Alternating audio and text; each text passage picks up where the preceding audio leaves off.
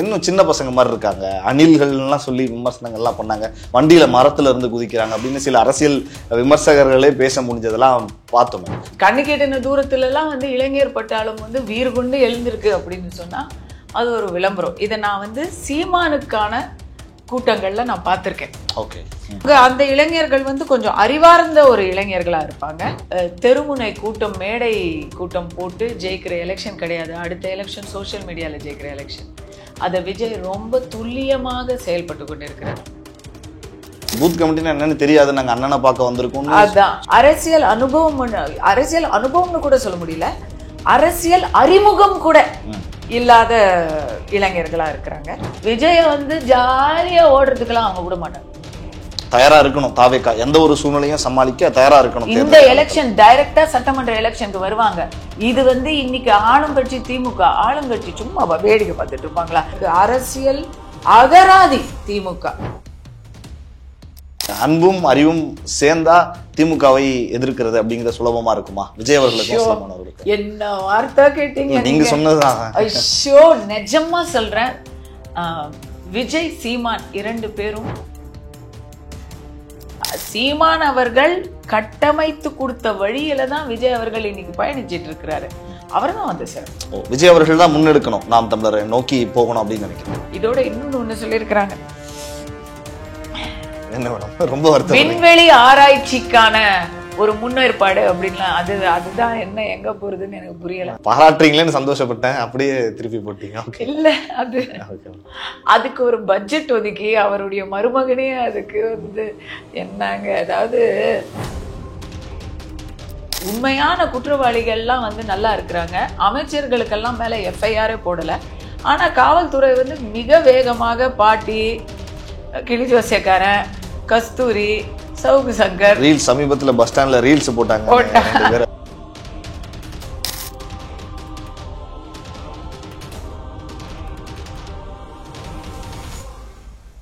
ஜாம்பவான் நேயர்களுக்கு பிரபாகரனின் அன்பு வணக்கம். இன்றைய அரசியல் அரங்கம் நிகழ்ச்சியில் நம்மோடு இணைந்திருக்கக்கூடிய சிறப்பு விருந்தினர் மேடம் கஸ்தூரி மேடம் அவர்கள். வணக்கம் மேடம்.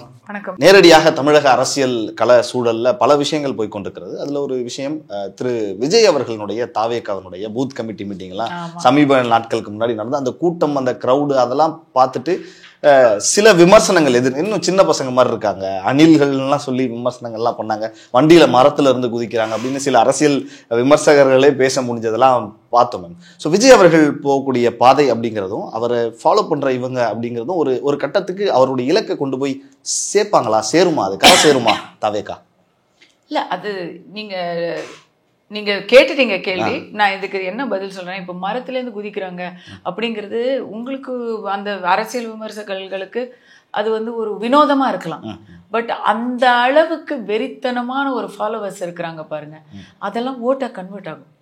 கன்வெர்ட் ஆகும். இப்போ விஜய பார்ப்பதற்காகவே இந்த அளவுக்கு நினைக்கிறவங்க விஜய வந்து ஒரு அரியணையில அமர்த்த வேண்டும் அப்படிங்கிற கனவுல வந்து கேள்வியா கேட்காம எனக்கு என்ன கிடைக்கும், அவர் வந்து ஆட்சி அமைச்சா நான் வந்து ஒரு வார்டு கவுன்சிலர் ஆவேன் அப்படின்ற கால்குலேஷன் இல்லாம இவங்க வந்து அபரிமிதமான அன்பை பார்த்தாலே போதும் அப்படி இருக்கிறவங்க. எம்ஜிஆருக்கு ஒரு கிரேஸ் இருந்தது இல்ல, அந்த நான் ரெண்டு பேரையும் கம்பேர் பண்ணல, ஏன்னா எம்ஜிஆர் யாருமே எம்ஜிஆர் கிடையாது.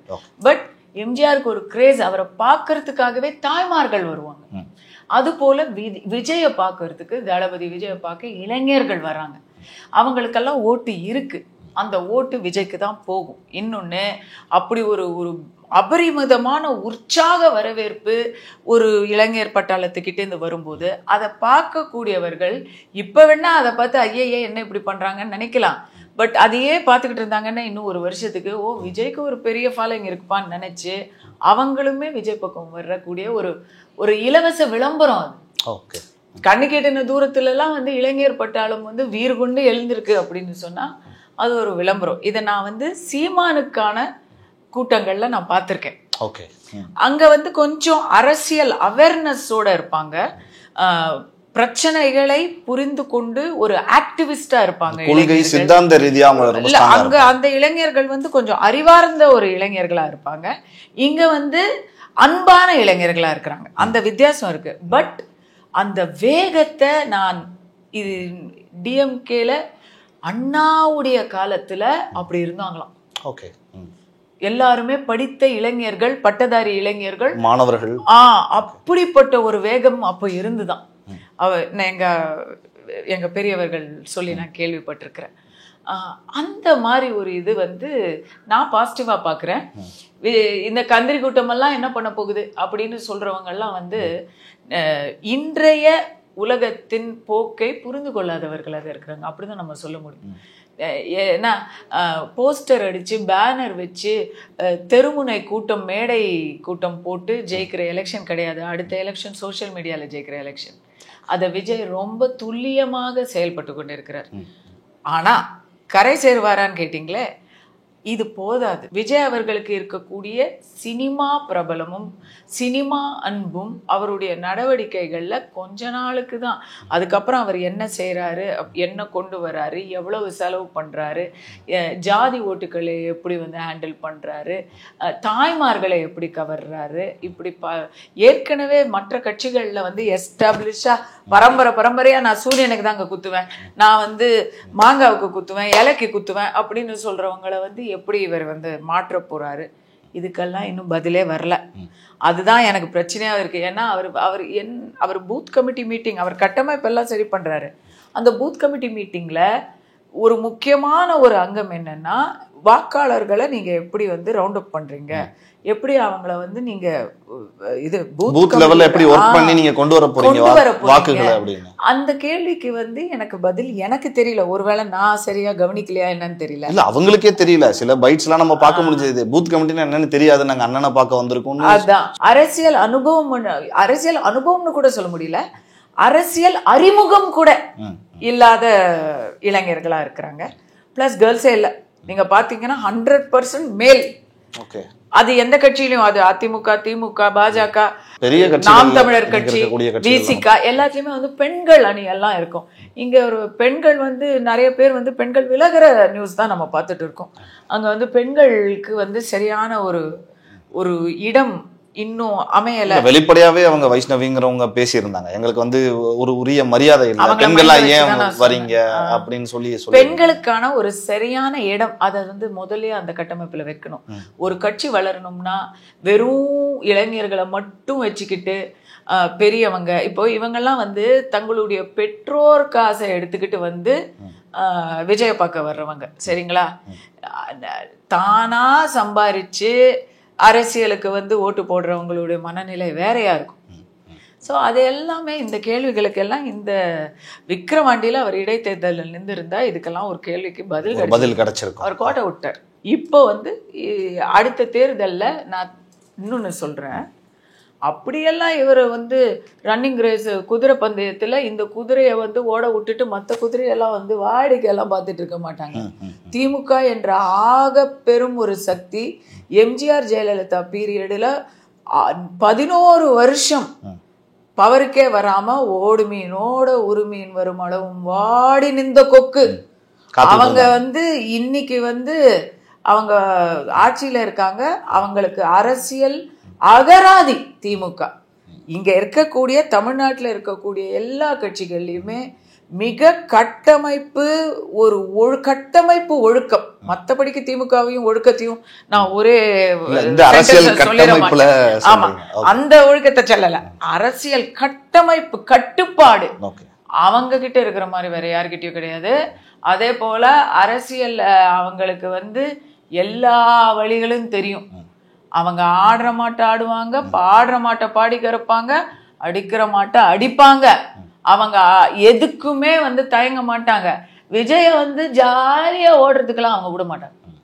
தயாரா இருக்கணும். தாவேகா எந்த ஒரு சூழ்நிலையும் சமாளிக்க தயாரா இருக்கணும். இந்த எலெக்ஷன் டைரக்டா சட்டமன்ற எலெக்ஷனுக்கு வருவாங்க.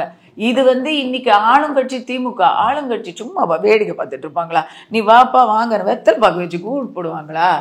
அவங்களுக்கு இன்னைக்கு அதிமுகவை விடவும் சீமானை விடவும் பாஜகவை விடவும், அது ரெண்டும் ஒண்ணுதான். இப்ப அதிமுக பாஜகங்கிறது அதிமுக தான். அதிமுகவை விடவும் உறுதிப்படுத்திட்டீங்க. எதுங்க? அதிமுக பாஜக உறுதிதான். ஒரே கட்சிங்கிற அளவுக்கு உறுதியா. அது ஒரு கூட்டணி தானே. அதிமுக பாஜக வந்து மெயின் கட்சி அதிமுக, அதுல மற்ற கட்சிகளும் இருக்கிறாங்க, இன்னும் பல சிலர் வரப்போறாங்க, அதெல்லாம் இருக்கு. நாம அது பேரு அதிமுக கூட்டணி, சரிங்களா? அவங்கள விடவும் சீமான் அவர்களை விடவும் மற்ற யாரை விடவும் விஜயை வந்து ஈஸி டார்கெட்டா வச்சு செய்வாங்க. ஓகே. ஏன்னா யாருன்னு நினைக்கிறீங்க? அடிச்சா அடிச்சா முதல்ல அப்புறம் அது இதுல வந்து ஒரே ஒரு கால்குலேஷன் தான் இருக்கு. இன்னைக்கு விஜய் அவர்கள் பேசுற எல்லா விஷயமே திமுகவை எதிர்க்கிறோம்னு சொல்றாரு. பட் கொள்கை அளவிலையும் சித்தாந்த ரீதியாகவும் அவர் வந்து ஒரு திமுகவுடைய டீம் பி மாதிரி தான் பேசுறாரு. ஸோ அவருக்கும் திமுகவுக்கும் கொள்கை அளவுல பெரிய வித்தியாசத்தை நான் பார்க்கல. ஒருவேளை திமுகவுக்கு எதிராளிங்கிறத விட திமுகவுக்கு ஒரு மாற்றாக நான் இருப்பேன் அப்படின்னு அவர் தன்னை பொசிஷன் பண்ணிக்கிறாரான்னு தெரியல. பட் அப்போ அதுல என்ன ஒரு அரசியல் பிரச்சனைனா, திமுகவுக்கு மாற்றாக ஒருத்தரை தேடும் மக்கள் அதிமுக கூட்டணிக்கோ சீமானுக்கோ ஏற்கனவே இருக்கக்கூடிய அந்த 2 எதிர்க்கட்சிகளை விடுத்து மூன்றாவதாக விஜய் பக்கம் சாய்ந்தார்கள் என்றால் அப்ப திருப்பி திமுகவுக்கு தானே பெனிஃபிட். ஓகே. இல்ல, உங்க கேள்வியில இருந்து, உங்களுடைய பதில்கள்ல இருந்தே கேள்வி கேட்கணும். நான் பேசுறப்ப நீங்க சொன்னீங்க இவர் பின்னாடி அன்பான கூட்டம் இருக்கு, அவர் பின்னாடி அறிவான கூட்டம் இருக்கு, திரு சீமான் அவர்கள் பின்னாடி அப்படின்னு சொன்னீங்க. ஒருவேளை இந்த அன்பும் அறிவும் சேர்ந்தா திமுகவை எதிர்க்கிறது அப்படிங்கிறது சுலபமா இருக்குமா விஜய் அவர்களுக்கும் சீமான் அவர்களுக்கும்? என்ன வார்த்தை கேட்டீங்க நீங்க சொன்னதுதான். ஐயோ, நிஜமா சொல்றேன். விஜய் சீமான் 2 பேரும் சொல்லக்கூடிய எதிர்பார்க்கக்கூடிய ஒரு எதிர்காலம்னு ஒரு கனவு இருக்குல்ல, அந்த கனவு 2 பேருக்கும் நல்லா ஒத்து போகுது. அவங்களுக்குள்ள ஒத்து போகாதது சித்தாந்த ரீதியான சில விஷயங்கள், பெரியார் போன்ற விஷயங்கள். தமிழக மக்களின் நலன் 2 பேருடைய இது செயல் திட்டங்கள்லயும் முக்கியமாக இருக்கு. அவங்க 2 பேரும் சேர்ந்தாங்கன்னா அவங்க 2 பேர் பக்கமும் இளைஞர்களுடைய எழுச்சி இருக்கு. அன்பும் அறிவும் சேர்ந்தா கண்டிப்பா சொல்லி அடிப்பாங்க, ஜெயிச்சிருவாங்க. அவங்க திமுகவை வெல்லக்கூடிய ஒரு சூழல் ஏற்படும், எல்லாரையும் ஜெயிச்சிருவாங்க. விஜய் சீமானும் சேர்ந்தாங்கன்னா வெற்றி வாய்ப்பு மிக அதிகமாக இருக்கு. ஆனா இதுல சீமான் விஜய் கிட்ட சேர முடியாது. விஜய் தான் புது கட்சி, விஜய் தான் புது தலைவர். சீமான் அவர்கள் கட்டமைத்து கொடுத்த வழியில தான் விஜய் அவர்கள் இன்னைக்கு பயணிச்சிட்டு இருக்கிறாரு. அவர் தான் வந்து சார் விஜய் அவர்கள் தான் முன்னெடுக்கணும், நாம் தமிழரை நோக்கி போகணும் அப்படின்னு நினைக்கிறீங்க? தொகுதி பங்கீடா இருக்கும், அதான் சரியா இருக்குமா? தொகுதி இல்ல, அது நல்ல ஒர்க் அவுட் ஆகும். அவங்க 2 பேரும், நான் வந்து அவங்க மட்டும் இல்லாம இந்த அதிமுக கூட்டணியிலேயே அவங்க 2 பேரும் அவுட் சைடர் சப்போர்ட்டோ இல்ல ஐக்கிய சப்போர்ட்டோ கொடுக்கணும் அப்படின்னு நான் நினைக்கிறாள். பட் அவங்க வேற எங்கேயும் சேர மாட்டாங்கன்னு சொன்னா அவங்க 2 பேரும் சேர்ந்தாலே ஒரு பெரிய கெத்தா இருக்கும். எனக்கு அந்த இது இருக்கு. சீமான் அவர்களுடைய சமீப காலம் விஜய் அவர்கள் பண்ணிக்கிட்டு இருக்க மாதிரியான விஷயங்கள், வெளியே தெரியற மாதிரியான அரசியல் நடவடிக்கைகள்ல நாம் தமிழர் பெருசா ஈடுபடலையோ, கொஞ்சம் தொய்வா இருக்காங்களோ அப்படின்னு தோணுது. தேர்தல் நெருங்கிட்டு இருக்கு 2026, கூட்டணிகள்லாம் பேச ஆரம்பிச்சிட்டாங்க. ஆனா பெருசா எதுவும் நடவடிக்கைகள் இருக்கு? அவங்க என்னங்க நடவடிக்கை? அவங்க கூட்டணிக்கே போற கட்சி கிடையாது. அவங்க எந்த கூட்டணி பேச்சுவார்த்தையிலையும் அவங்களுக்கு வந்து பேச வேண்டிய அவசியமே இல்லை. இங்கிட்டும் அங்கிட்டும் தூதர் அனுப்ப வேண்டிய அவசியம் இல்லை, பேரம் பேச வேண்டிய அவசியம் இல்லை. அவங்க தனியா தனிப்பாதை அமைச்சுக்கிட்டு அந்த தனிப்பாதையில போயிட்டு இருக்காரு. அந்த தனிப்பாதையில அவர் பின்னாடி யார் வர்றாங்களோ அவங்களுக்கு அது அனுகூலமா இருக்குமே தவிர அவருக்கு வந்து நஷ்டமே கிடையாது. அவர் வெற்றி தோல்வி என்ன இல்லையே, அவர் வந்து ஒரு பேரடைம் ஷிஃப்ட், அவர் ஒரு தலைமுறையை விதைச்சு வளர்த்துக்கிட்டு இருக்கிறாரு. அவர் வந்து நீண்ட கால 10 ஆண்டு கால திட்டம் போட்டுட்டாரு அவர் ஏற்கனவே. ஸோ அவரை வந்து தொய்வுலாம் சொல்லவே முடியாது. இல்ல, அரசியல் ரீதியாக நான் கட்சி ரீதியாக தாண்டி கேட்கிறேன். இங்க தமிழகத்தில் நடைபெறக்கூடிய விஷயங்கள், இப்ப 4 ஆண்டுகள் சாதனை ஆட்சி நடக்குது அப்படின்னு ஆளுகிற திமுக அப்படின்னு அவங்க சொல்றாங்க. அதை எதிர்க்கணும்ல. இன்னும் வெளிப்படையா அவங்களுடைய நண்பர் அண்ணாமலை அவர்கள் ரொம்ப நெருக்கமா இருந்திருக்கீங்க, நண்பர், அவர் உங்களுக்கு நலம் விரும்பியும் கூட. அவர் இல்லாதப்ப ஒரு எதிர்கட்சி நிறைய கேள்விகள் கேட்டாரு திமுகவை. இப்போ யாருமே அதை கேட்கற மாதிரி தெரியல. எடப்பாடி பழனிசாமியும் பெருசா பேசுற மாதிரி தெரியல. சீமான் அவர்களாவது அதை பேசணும்ல, அப்படி இல்லையோ அப்படின்னு தோணுது அரசியல். இல்ல கண்டிப்பா பேசுவாரு. இன்னைக்கு இருக்கக்கூடிய பதட்டமான போர்க்கால சூழ்நிலையில மற்ற விஷயங்களை நம்ம பேசிக்கிட்டு இருக்கோம். பட் சீமான் அவர்கள் திமுகவுடைய சாதனைகளை பேசாம இருக்கவே மாட்டாரு. வரும் இதோ இந்த இன்டர்வியூல நீங்க என்ன கேட்ட மாதிரி அடுத்த இன்டர்வியூல அவர் பேசுவார் பாருங்க. பாப்போம் வரக்கூடிய நாட்கள் எப்படி நடக்குது. திமுக ஆட்சியில சாதனைகள் இருக்குங்கிறது நான் சில சாதனைகளை நம்ம மறுக்கல. பட் என்ன சாதனைகள் இருக்குன்னு தெரிஞ்சுக்கலாமா? நீங்க அவங்க ஒரு பாசிட்டிவா சொல்ற மாதிரி இருக்கு, உங்ககிட்ட இருந்து வர்றது எனக்கு ஆச்சரியமா இருக்கு. அவங்க முதலமைச்சர் வந்து பெருமையா வந்து சட்டம் ஒழுங்கை பத்தி எல்லாம் ரொம்ப சந்தோஷமா அவர் வந்து போட்டிருந்தாரு. ஜஸ்ட் கடந்த சில மாதங்களில் மட்டுமே 914 கொலை குற்றங்கள் ரெஜிஸ்டர் ஆகிருக்கிறதா ஒரு புள்ளி விவரம் படித்தேன். இப்படி போதை கலாச்சாரம் தலைவிரிச்சு ஆடுற, பெண்களுக்கு பாதுகாப்புக்கு சந்துக்கு சந்தா சிரிக்கிற ஒரு யதார்த்தத்தை மக்கள் பார்த்துக்கிட்டு இருக்கோம். அத பல்கலைக்கழகத்தில் கூட பாலியல் பலாத்காரம் நடக்குதுங்கிறத நம்ம பார்த்துட்டு இருக்கோம். பட் ஸ்டாலின் அவர்கள் அதை வந்து ஒரு சாதனையா அவர் சொல்லி பொருளாதார அடிப்படையில முன்னேறி இருக்கும். பட் அதெல்லாம் அவர் பொருளாதாரத்தில் ஒன்று. இரண்டாவது, தொழில் வர்த்தகத்தை அவர்கள் வந்து வெகுவாக எப்பவுமே திமுகவுக்கு வந்து ஸ்ட்ராங் பாயிண்ட். அது திமுக ஆட்சி இருக்கும்போது அவங்க வந்து பிஸ்னஸை வந்து வரவழைப்பாங்க, அவங்களுக்கு நிறைய இடம் கொடுப்பாங்க, கன்செஷன்ஸ் கொடுப்பாங்க, அவங்களுக்கு வந்து நல்ல ஒரு வரவேற்பு கொடுப்பாங்க. இப்பவுமே ஆப்பிள் ஃபாக்ஸ்கான்னு அவங்க வந்து they have brought, of course இப்ப டாவோஸ்லாம் போனாரு, அதுக்கப்புறம் என்ன பண்ணாருங்கிறது தெரியல. அவங்க சொன்ன அளவுக்கு மாத்தட்டிக்கிற அளவுக்கு இல்லைனாலும் தொழில் வர்த்தக ரீதியான முன்னேற்றங்கள் அப்படிங்கிறது அது உண்மைதான். மெட்ரோ திட்டத்தை வந்து முன்னெடுத்து அதுல மத்திய அரசு உடைய மானியம் வருதோ இல்லையோ தடையில்லாமல் அதற்கான வேலையை துரிதகதியில் செய்வது உண்மைதான். மிக முக்கியமாக அவங்களோட ஃப்ளாக்ஷிப் திட்டங்கள், அதுக்கு நான் வந்து ஒரு பெரிய நான் ஒரு பாராட்டுதல்களே நான் தெரிவிச்சுக்கிறேன். பெண்களுக்கான திட்டங்கள், பஸ் இலவச பஸ் பேருந்து திட்டம், எனக்கு பெண்கள் அப்படிங்கிற இடத்துல வந்து நான் அதை கண்ணார பார்க்குறேன். அவங்களுக்கு வந்து அது ஒரு புது சுதந்திரத்தை, ஒரு புது வாய்ப்பை உண்டு பண்ணி கொடுக்குது, ஒரு எக்ஸ்ட்ரா ஆப்பர்ச்சுனிட்டியை அது வந்து உண்டு பண்ணி கொடுக்குது. அவங்க வந்து இப்போ யோசிக்க தேவையில்லை எங்கே போகிறதுன்னு. எங்கேயா போகலாம், தொழிலா வேலையா எங்கேயோ போகணுமா போகலாம், எல்லாத்துக்குமே வந்து ஒரு கனெக்டிவிட்டி இருக்குது. அது ஒன்று. ரெண்டாவது, மாணவிகளுக்கான அந்த உதவித்தொகை திட்டம் அது. அண்ட் அஃப்கோர்ஸ் மூணாவது சொல்லவே தேவையில்லை, பெண்கள் உரிமை திட்டம். அதில் தமிழ்நாட்டில் நிறைய பேருக்கு கிடைக்கல. பச்சையாக சொல்கிறதுனா எதிர்கட்சியை சேர்ந்த மகளிர்கள்லாம் கிடைக்கவே இல்லை. ஏன்னா அவங்களுக்கு அந்த தெரு லெவல்ல, ஸ்ட்ரீட் பூத் லெவல்ல தெரியும் யார் யாரெல்லாம் கட்சிக்காரங்க. அதனால நிறைய டிசர்விங் பீப்புளுக்கு கிடைக்கல, நிறைய அன்டிசர்விங் பீப்புளுக்கு, நல்ல வசதியா இருக்கிறவங்களுக்கு கிடைக்குது. விதவை தொகை, பென்ஷன் அதெல்லாம் வருது, ஆனா இவங்க உரிமை தொகையும் வாங்கிக்கிறாங்க. இப்படிப்பட்ட நிறைய முறைகேடுகள்லாம் இருக்கு. வசதியா இருக்கிறவங்களுக்கு எல்லாம் கிடைக்குது, அம்மா வசதியா நல்லா ஜம்முன்னு வண்டியில வந்து எல்லாம் வந்து உரிமை தொகை வாங்கிக்கிறாங்க. அதெல்லாம் இருந்தாலுமே, ஏன்னா முறைகேடுகள் இருந்தாலுமே திட்டத்துடைய அந்த இன்டென்ஷன், குறிக்கோள் வந்து சரியான ஒரு விஷயம். அதை நம்ம வரவேற்கிறோம். அவர் அதை வந்து தன்னுடைய 4 ஆண்டு சாதனையில முக்கியமாக சொல்லியிருக்கிறாரு. காலை சுற்றுன்று திட்டம் அப்படிங்கிறத நம்ம வந்து மறுபடி வரவேற்கிறோம். இது வந்து ஒரு மிகப்பெரிய வரம். எப்படி புரட்சி தலைவர் சத்துணவு கொண்டு வந்தாரோ, எப்படி காமராஜர் அவர்கள் மதிய உணவு கொண்டு வந்தாரோ, ஸ்டாலின் அவர்கள் பெயர் காலை சிற்றுண்டியோடு என்றுமே வந்து தமிழ்நாடு நினைவில் வைத்துக்கொள்ளும். இதுக்கும் நம்ம வந்து பாராட்டுகளை தெரிவிச்சுக்கிறோம்.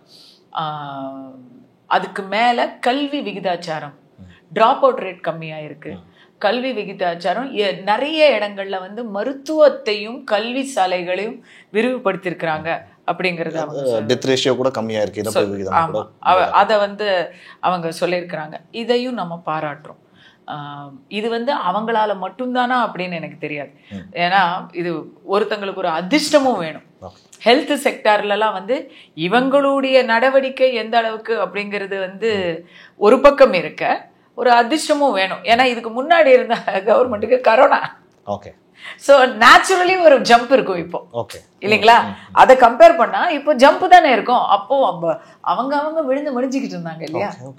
ஒரு வேலிடான பாயிண்டா தான் தெரியுது. ஸோ ஆனா எப்பவுமே அந்த இன்ஃப்ராஸ்ட்ரக்சர் வந்து இவங்க நல்லா செய்வாங்க. அதே போல எனக்கு குறிப்பா அந்த மெடிக்கல் ஃபீல்டில் அவருடைய சாதனைகள்ல எனக்கு ரொம்ப பிடிச்ச ஒரு விஷயம், ஆட்டிசம் அப்படிங்கிற ஒரு விஷயத்தை இப்போ இன்க்ளூட் பண்ணியிருக்காங்க. இந்த திமுக அரசு தான் ஆட்டிசம்ங்கிற விஷயத்தை வந்து மெடிக்கல் மெனுலேயே வந்து அவங்க கொண்டு வந்திருக்காங்க. அது வந்து மெடிக்கல் மட்டும் இல்லாமல் பள்ளி அளவுலேயும் அவங்க வந்து அதற்கான நடவடிக்கை எடுத்திருக்காங்க. எஜுகேஷன்லேயுமே வந்து 2-3 விஷயங்கள். இன்றைக்கி வந்து நமக்கு +2 தேர்வு முடிவு வந்திருக்கு. என் காலத்துலலாம் பரீட்சை எழுதி இதுவாக போச்சு, ஏதோ ஒரு இடத்துல தவறிட்டோம் அப்படின்னு சொன்னால் 1 வருஷம் வீணாகும். இப்போ வந்து ஜஸ்ட் 1 monthல திருப்பி நம்ம உடனடியே. ஸோ மாணவ மாணவிகளுடைய அந்த ஒரு எதிர்காலத்தை மனசுல வச்சுக்கிட்டு இது போன்ற நல்ல விஷயங்கள் எல்லாம் அறிமுகப்படுத்திருக்கிறது நம்ம ஐடி டிஜிட்டல் இதுலலாம் வந்து ஒரு பெரிய முன்னேற்றம் அப்படின்னு சொல்லியிருக்கிறாங்க. இதோட இன்னொன்னு ஒண்ணு சொல்லியிருக்கிறாங்க, என்ன மேடம் ரொம்ப வருத்தம், விண்வெளி ஆராய்ச்சிக்கான ஒரு முன்னேற்பாடு அப்படின்லாம்.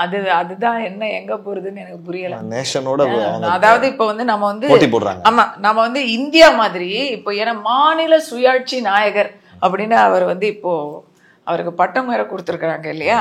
அதனால நம்ம வந்து இப்போ சர்வதேச நாடுகள் வல்லரசு நாடுகளோடையும் இந்திய மத்திய அரசோடையும் போட்டி போட்டுக்கிட்டு நம்ம ஒரு தமிழ்நாட்டு விண்வெளி பாராட்டுறீங்களேன்னு சந்தோஷப்பட்டேன், அப்படியே திருப்பி போட்டீங்க. இல்ல அதுக்கு ஒரு பட்ஜெட் ஒதுக்கி அவருடைய மருமகனே அதுக்கு வந்து என்னங்க, அதாவது பணத்தை வந்து எங்க பதுக்கி வைக்கலான்னு தெரியாம இப்ப விண்வெளிக்கு அனுப்புற மாதிரி ஆயிப்போச்சு. வேற என்ன சொல்றது. சரி, இந்த மாதிரி சில விஷயங்கள் இருக்கு, இதெல்லாம் ஓகே. பட் சொல்லாத சில சாதனைகள் அது அந்த அறிக்கையில இல்ல. ஓகே. எப்பவுமே திமுகவுக்கு மட்டுமே விசுவாசமாக இருக்கக்கூடிய அரசாங்க ஊழியர்கள், ஆசிரியர்கள், செவிலியர்கள் இவர்களை எல்லா திமுகவுக்கு எதிராக மனப்பான்மையை கொண்டு வந்த ஒரு சாதனை இருக்கு. இந்த 4 ஆண்டுகள்ல எதிர் மனநிலைக்கு வந்து யூனியன்ல எல்லாம் எப்பவுமே திமுகவுக்கு ஆதரவா இருப்பாங்க. இன்னைக்கு சாம்சங்ல திமுகவுக்கு எதிராக வந்து கோஷம் போட்டுட்டு இருக்காங்க. யூனியன்ல இருக்க கம்யூனிஸ்ட் தொழிற்சங்கமே எதிர்த்து பேசுற அளவுக்கு இருக்கு. கூட்டணியில் இருக்கக்கூடிய கட்சிகளே ஐயோ என்னையா அப்படின்னு கேள்வி கேட்கிற அளவுக்கு வந்தது அடுத்த சாதனை. 3வது சாதனை, உண்மையான குற்றவாளிகள்லாம் வந்து நல்லா இருக்கிறாங்க, அமைச்சர்களுக்கெல்லாம் மேல எஃப்ஐஆரே போடல. ஆனா காவல்துறை வந்து மிக வேகமாக பாட்டி, கிளி ஜோசியக்காரன், கஸ்தூரி, சவுக்கு சங்கர் ரீல்ஸ் சமீபத்துல பஸ் ஸ்டாண்ட்ல ரீல்ஸ் போட்டாங்க. இப்படி அந்த மாதிரி வாயை திறக்கிறவங்க, கேள்வி கேட்கிறவங்க, பேசுறவங்க, இப்படிப்பட்டவர்களை எல்லாம் வந்து இப்படிப்பட்ட மோசமான தீவிரவாதி குற்றவாளிகளையெல்லாம் வந்து அவங்க வந்து தனிப்படை வச்சு அவங்களையெல்லாம் கண்டுபிடிச்சு அவங்க ஒரு நடவடிக்கை எடுக்கிறாங்க அப்படிங்கிற அந்த சாதனையும் நம்ம பாராட்ட வேண்டியிருக்கு. மற்றபடிக்கு ஓகே, அப்பா அப்படிங்கிற ஒரு பட்டத்தை தனக்குத்தானே சூட்டி கொண்டு இருக்கிறாரு. அது பார்ப்போம், இன்னும் 1 ஆண்டு காலம் ஆட்சி இருக்கு அப்பா அப்படின்னு ஜனங்க சொல்லிக்கிட்டு இருக்கிறாங்க. we will see. சாதனைகளை நம்ம வந்து பாராட்டுறோம், அதே சமயத்துல சோதனைகள் இருக்குங்கிறது ஐயோ சோதனைகள் ரொம்ப இருக்கு. வெள்ளத்தும் போது இவங்க என்னெல்லாம் பண்ணாங்க அப்படிங்கிறத பார்க்குறோம். கோயில்கள்ல இவங்க எத்தனை விதமான உருட்டல்களை உருட்டி கொண்டிருக்கிறாங்க அப்படிங்கிறத பார்க்குறோம். ஸோ அதை சாதனையா தான் சொல்லியிருக்காங்க அவங்க. அதையுமே அறநிலையத்துறையின் சாதனை தான் சொல்லியிருக்கிறாங்க. அது பேப்பர்ல படிக்கிறதுக்கு நல்லா இருக்கு, ஆனா அது வேற இது வேற இருக்கு நடைமுறையில. ஸோ இறுதியா ஒரே கேள்வியோட நிறைவு செய்யலாம் அப்படின்னு நினைக்கிறேன். நம்ம வந்து சீமான் அவர்கள் குறித்து பேசணும், விஜய் அவர்கள் குறித்து பேசணும். இந்த ரோட் ஷோ கோவையில் நடந்தப்ப போட்டியா உதயநிதி அவர்கள் தலைமையிலும் ஒரு ரோட் ஷோ நடந்துச்சுன்னு சொல்லி சொன்னாங்க. விஜய்க்கு நேர் நிகராக, அதாவது சீமான் அவர்கள் எப்படி இருக்கிறாரோ அதே மாதிரி உதயநிதி அவர்களை கொண்டு வர திமுக முயற்சி பண்றது வெளிப்படையா தெரியும். அதை ஃபுல்ஃபில் பண்றாரா விஜய்க்கு? அந்த ஒரு இருக்கிற மாதிரியான ஒரு கிரேஸ் வந்து உதயநிதி அவர்களுக்கும் இருக்கா? இதெல்லாம் புதுசே கிடையாதுங்க. அந்த காலத்திலேயே எம்ஜிஆருக்கு போட்டியா முத்துவ களம் இருக்கணும். நீங்க அப்படி உதயநிதியை கம்பேர் பண்ணிட முடியுமான்னு கேட்க அரசியல். இப்போ இங்க வந்து இது உதயநிதி அவர்கள் அரசியலில் சீனியர், விஜய் அவர்கள் தான் ஜூனியர்.